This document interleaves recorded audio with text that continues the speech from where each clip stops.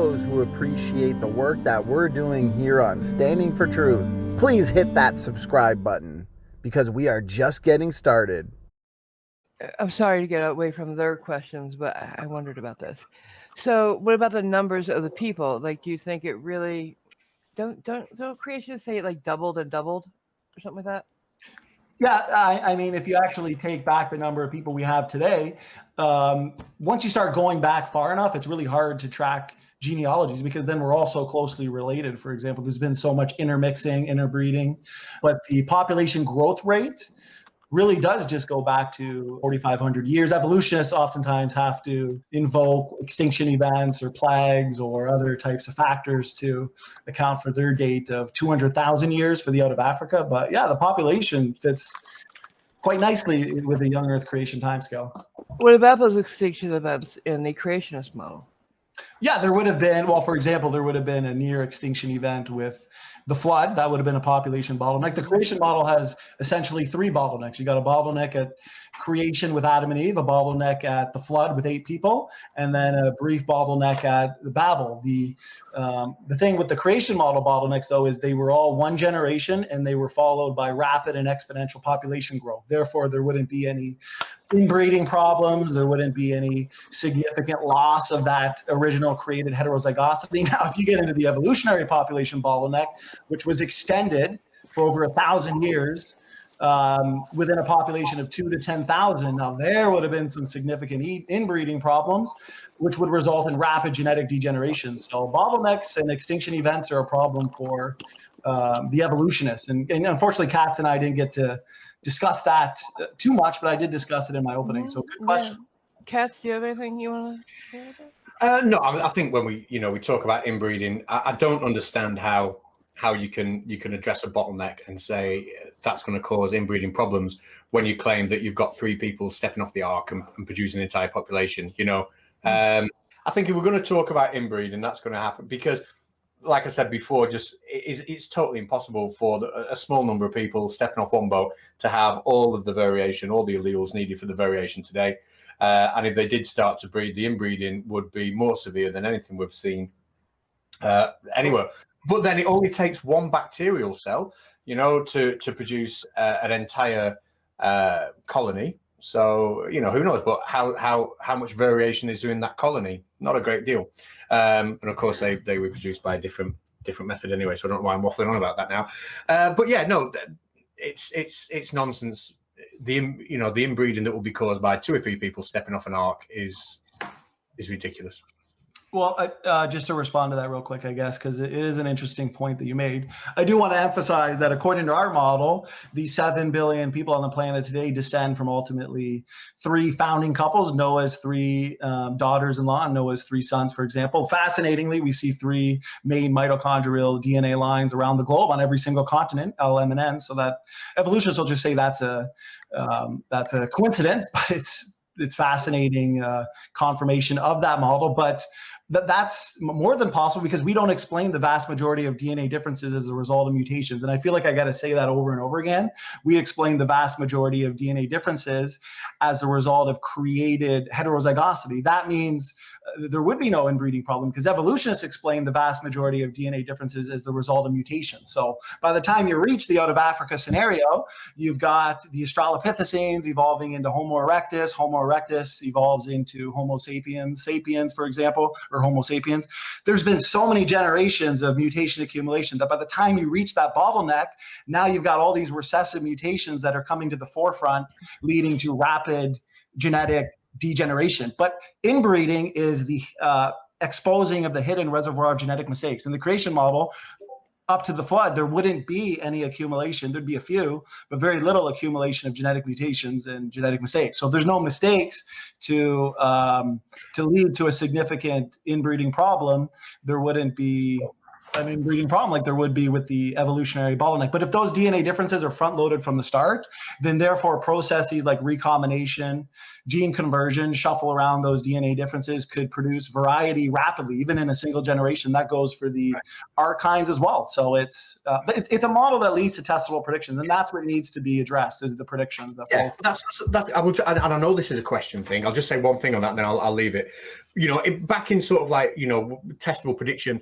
Where do we see inbreeding? We look at selective breeding, don't we? We look at selective breeding, which is what humans and farmers have been doing for hundreds and hundreds of years. And with selective breeding, which is a form of inbreeding, we breed out the variation, and we get similar. We don't breed in variation. We don't have 7 people step off an ark, inbreed, and create variation. Selective breeding, where we have a small number of organisms and we are breeding them together, it reduces variation over time. So it's not just about accumulated mutations, which can then come to the front. It's about a reduction in variation. Going out and meeting other people who are very different to you, and that's how variation is spread, as well as mutation. Inbreeding will reduce it. That's actually a good point, because as creationists, since we believe in the created heterozygosity hypothesis, we look back to the creation event and we see the expansion of the genome, because these changes, these speciation events, have resulted from shifts in heterozygosity to homozygosity, which means reduction in variation. That's why when we look to species today, for example, we can look at the 7 living equid species. They have more homogeneous gene sites than they do heterozygous, which makes sense according to our model, because we're looking at reduction in genetic variation. You can see that with 2 wolves. You can see that with dog breeding. For example, 2 Chihuahuas are not going to have very much allelic variation. They're not going to have much genetic potential. And what I find funny, and this will be my last point, is, like I said, with the equid species, you've got 7 altogether. I believe it's 3 species of zebra, 1 wild horse species, 3 wild asses. Now, when it comes to the breeds, we've got over 850 breeds of horses and donkeys in the world today. And the evolutionists will even admit that these breeds have come about in human history, because they've been created through the recombination, for example, shuffling around those DNA differences, resulting in new variation. This has been done by humans. Now, evolutionists will say that those 7 little itty bitty species of equids took, I believe it's 4 million years for those 7 to come about, but they will even agree that it only took thousands of years for the 700 plus breeds to come about. But then they think there's a huge problem. I wanted to ask another question, because a few people have asked about this. It's a study that they want to know if you've seen it. Standing for Truth. Of course. 2017 UF study: snail kite bird evolves virtually overnight to keep up with invasive prey in Gainesville, Florida. Have you seen that? It's speciated literally overnight, is what it said? It's evolved virtually overnight. I don't know the study, so I don't know what it says. It's very interesting, because we've got future testable predictions on speciation rates. We look at, for example, there's only about 10 to 12,000 bird species. We take that back 4,500 years to the flood.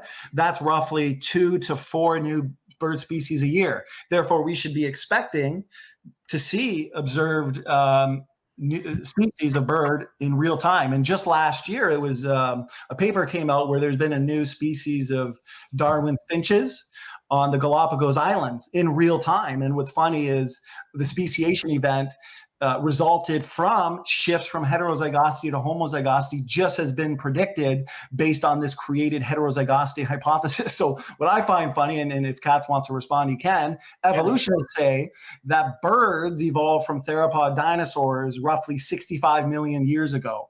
Right. Why is there so few bird species today? 10 to 12,000 species. This also goes for lizard species, snake species. There's only a few thousand species per creature, for example. So yeah, go ahead. You can have a word there if you want, Catz. Well, just on speciation, I know you were talking about birds, and I know insects didn't go on the ark, but there are millions, and I presented this argument to Kent Hovind, there are millions and millions of species of insect, and we will be needing,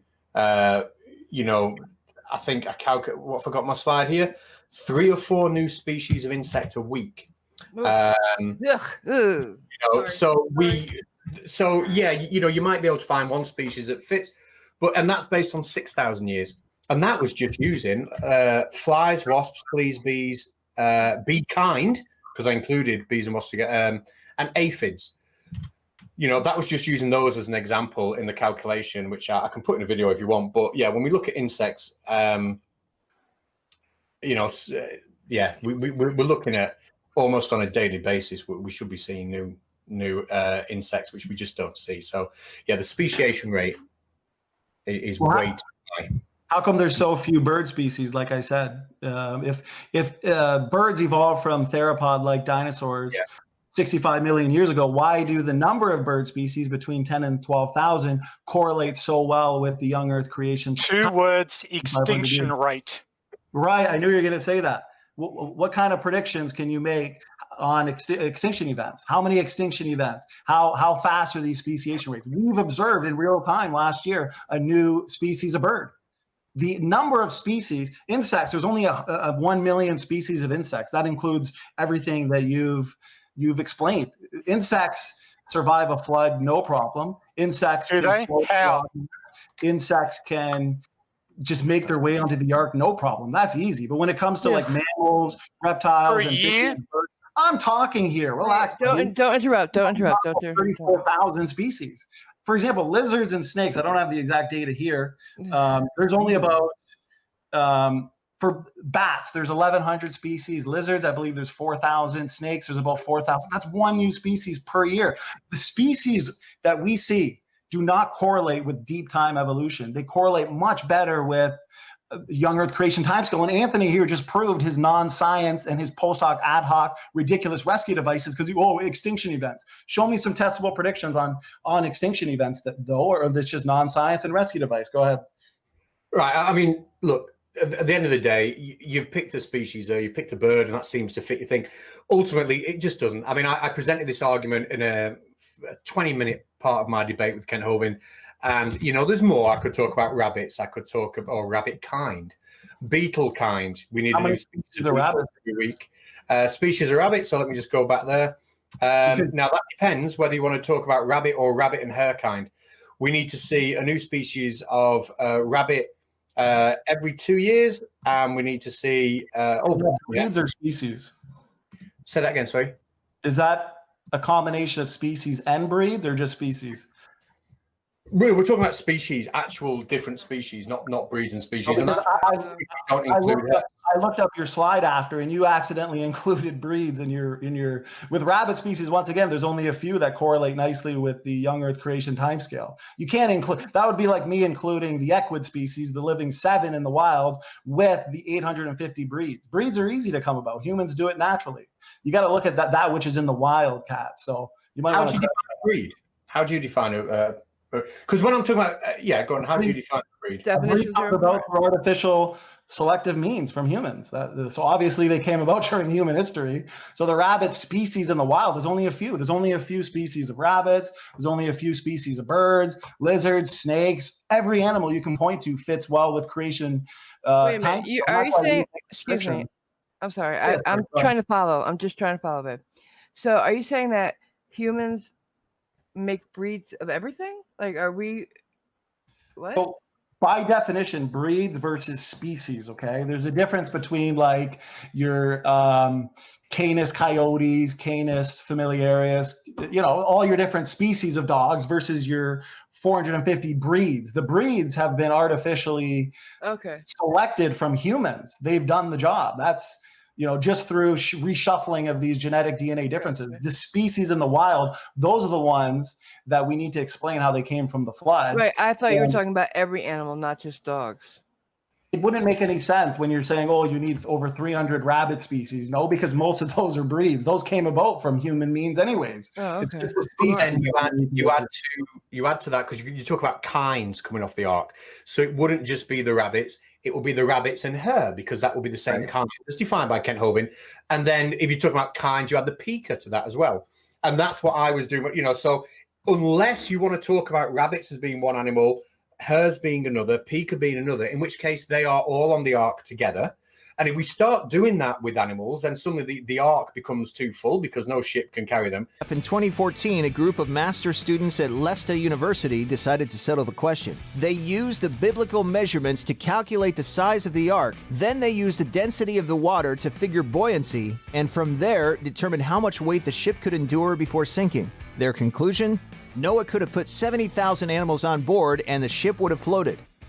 What do you know? It floats. So when we talk about the speciation from a kind, in which case the speciation rate is unbelievable, or are we talking about speciation from all the animals we've got anyway, you know, which means, do you know what I mean? Like, which means when it comes to, by rule, by definition, species and breeds, there's always more. There might be a few cases, but you know, the majority proves the rule. There's always more breeds than there is species. The species are very limited. Now, when you look to this idea, it's very simple. When you look to this idea of pre-existing diversity, okay? So for example, let's take the cat ancestor aboard the ark. There's only about 37 cat species in the wild, okay? So say that this cat ancestor was front-loaded with a whole bunch of functional DNA differences at creation. Now, these front-loaded functional DNA differences has led to the origin of species. For example, Noah brings 2 cats. Now we've got everything from tigers to house cats to jaguars and in between. If you look to dogs, same thing applies. You've got everything from wolves to coyotes to jackals and foxes. You're talking about the cat. You're not talking about taking species on the ark. You're talking about taking kinds on the ark. Right. So Noah would have taken, let's say Noah took 2 bears. Now, those bears would have originally been front-loaded with all these functional DNA differences. It's led to the origin of species. Now we have black bears, brown bears, polar bears, and as a matter of fact, all 8 species of bear. Like 8 species of bear is not hard to explain, is my point. What I'm saying, if you take kinds on the ark, then the speciation rate has to shoot up rather than taking species. And I mean, again, it's something maybe I'll put in another video, but you know, I will politely say that you are just massively wrong with that. The speciation rate, if you're taking kinds, is way. I mean, there are 350,000 different species of beetle alone. Now that means that we need 1 species of beetle. You keep going to insects and avoiding mammals and reptiles and amphibians. Why is there only 8 species of bear? Why is there only 37 species of cats? All right, but your model should have to fit to every single organism.